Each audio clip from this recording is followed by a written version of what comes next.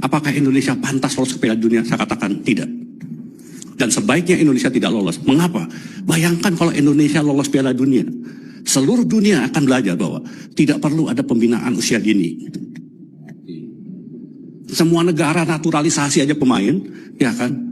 Olahraga itu bukan sekedar tontonan, tapi olahraga adalah model untuk menciptakan anak-anak bahwa untuk mencapai prestasi tertinggi harus lewat proses.